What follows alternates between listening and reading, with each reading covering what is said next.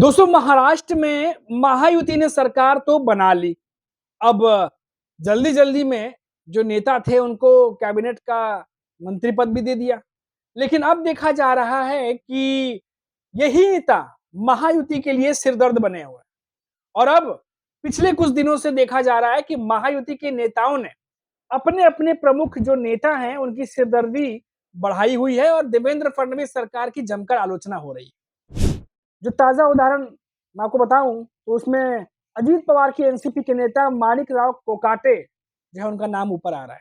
उनके जो विवादित बयान हैं या फिर जो रमी खेलते हुए वो दिखे थे विधान परिषद में, उसके बाद लगातार विवाद बढ़ता चला गया। ये सारी बातें मैं इसलिए कह रहा हूँ क्योंकि अब माणिक राव कोकाटे पर महायुति के नेता यानी कि अजीत पवार और देवेंद्र फडणवीस कार्रवाई की सोच रहे हैं।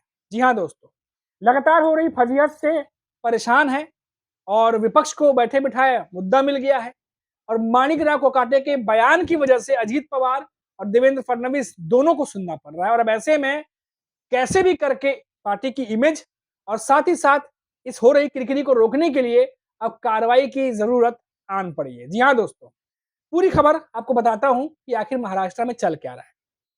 नमस्कार दोस्तों, मेरा नाम है मनीष कुमार सिंह और आप देख रहे हैं 4 पीएम महाराष्ट्र।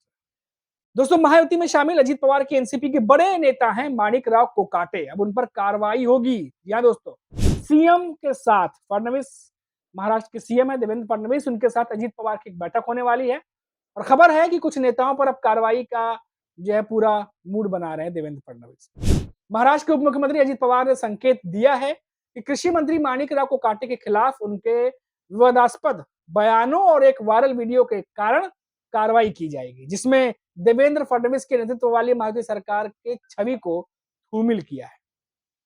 अब क्या इससे जो तमाम बातें उठ रही थी वो क्या शांत हो जाएंगी? लेकिन अजीत पवार ने क्या कहा पहले वो सुन लीजिए। विधानमंडल में कृषि मंत्री द्वारा रमी खेलने के मामले की जांच होगी। मैंने व्यक्तिगत रूप से माणिक राव कोकाटे को सोमवार को मुझसे मिलने के लिए बुलाया ताकि उनका पक्ष सुना जा सके। इसके बाद मैंने मुख्यमंत्री देवेंद्र फडणवीस के साथ चर्चा कर उचित कार्रवाई करने का फैसला लूंगा। ये बात अजीत पवार ने कही है। आपको बता दें कि माणिक राव कोकाटे जो है वो छोटे-मोटे मंत्री नहीं है, नासिक के सिन्नर से 5 बार विधायक रहे हैं और अजीत पवार की राष्ट्रवादी कांग्रेस पार्टी यानी कि एनसीपी के सदस्य माणिक राव कोकाटे बार-बार विवादों में केंद्र में रहे हैं और विपक्षी दलों तथा यहां तक कि सत्तारूढ़ महायुति गठबंधन के सदस्यों की भी आलोचना का शिकार हो रहे हैं, यानी उन्हीं की पार्टी के नेता भी उनका आलोचना कर रहे हैं। वहीं उनके लगातार सुर्खियों में रहने से उनकी विश्वसनीयता और मायावती सरकार की छवि पर सवाल उठ रहे हैं। अब इस पर करे तो क्या करे? अजीत पवार को भी समझ नहीं आ रहा और ना ही देवेंद्र फडणवीस को, क्योंकि माणिक राव कोकाटे तो अभी लेटेस्ट एग्जांपल है। इससे पहले भी कई नेताओं ने मायावती सरकार की फसीयत बढ़ाई। खैर, ये जो वीडियो सामने आने के बाद रोहित पवार समेत विपक्ष नेताओं के जितने विपक्ष के नेता हैं उन्होंने माणिक राव कोकाटे पर किसानों के प्रति असंवेदनशील होने का आरोप लगाया। आपको बता दें कि माणिक राव कोकाटे ने कुछ दिनों पहले बयान दिया था किसानों को लेकर के, जिस पर उनकी बहुत ज्यादा फजीयत हुई थी। उसके बाद उसी बयान को साफ करते करते उन्होंने उसी शब्द का इस्तेमाल महाराष्ट्र की सरकार के लिए किया, जिससे वो अपने ही सरकार की नजरों में आ गए।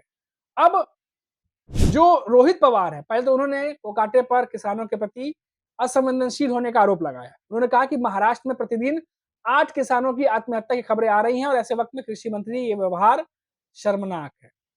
उन्होंने कहा था कि एक भिखारी भी 1 रुपए का दान नहीं लेता, लेकिन हम यहाँ 1 रुपए में फसल बीमा दे रहे हैं। फिर भी कुछ लोग इसका दुरुपयोग करते हैं। इस बयान ने विपक्षी दलों और किसान संगठनों जो है उन्होंने विरोध किया। तो बाद में कोकाटे ने एक और बयान दिया जिस पर विवाद हो गया। वो ये था कि सरकार किसानों को 1 रुपया नहीं देती बल्कि उनसे लेती है। तो भिखारी कौन? सरकार भिखारी है, ना कि किसान। अब ठीक करने गए थे, बात और बिगड़ गई। अब इस बयान पर मुख्यमंत्री देवेंद्र फडणवीस ने नाराजगी जताते हुए इसे अनुचित बता दिया।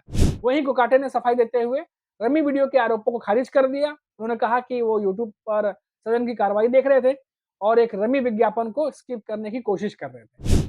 अब दोस्तों, भ्रष्टाचार की बात स्वीकार करने के बाद शिवसेना यूपीटी की जो सुषमा नारे और कांग्रेस नेताओं ने निशाना साधा, जिन्होंने दावा किया कि इस महायुति सरकार के अंदर व्यवस्थागत जो भ्रष्टाचार की पोल जो है वो खुल रही है कि व्यवस्थागत मतलब व्यवस्था के तहत पूरा भ्रष्टाचार किया जा रहा है, इसकी पोल खुल रही है।